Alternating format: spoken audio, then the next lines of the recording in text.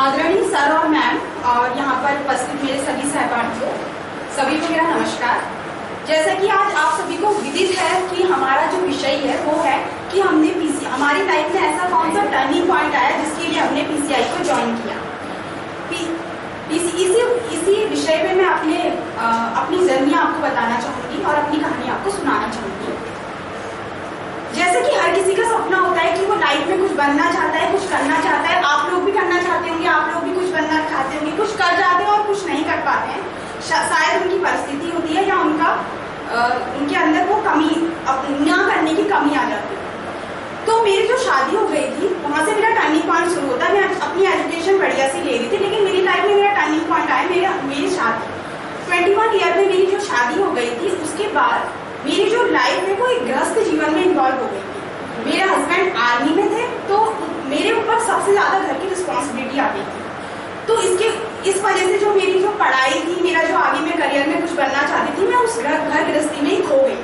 मैं अपने लिए कुछ कर ही नहीं पा रही थी और सोच ही नहीं पा रही थी। सबको खुश करने में रहती थी, लेकिन अपने लिए मैं कुछ भी नहीं कर पा रही थी। तो ये मुझे दिन रात परेशान करता था, खाया जाता था कि मुझे पता है कुछ भी करने की एबिलिटी, लेकिन मैं कर नहीं पा रही।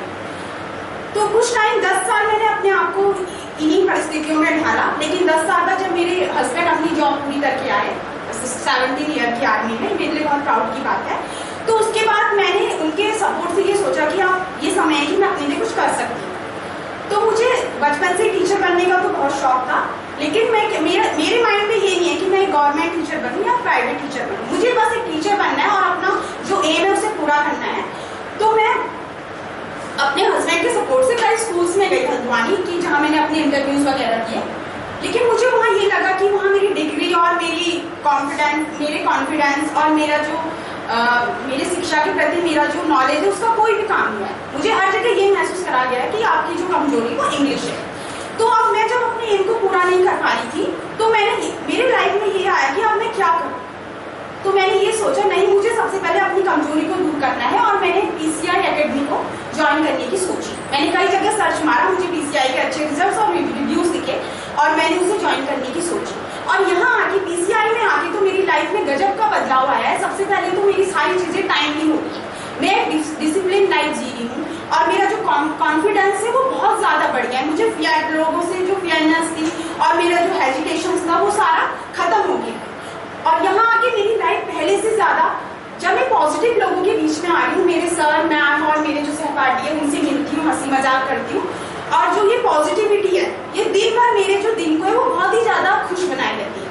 मेरा दिन जो पहले मैं घर के फ्रस्ट्रेशन और जो टेंशन में बिताती थी, मैं सोचती हर छोटी बात के लिए बहुत ज्यादा डिप्रेस होती थी, वो डिप्रेशन नाम की चीज तो मेरी लाइफ से हट ही गई।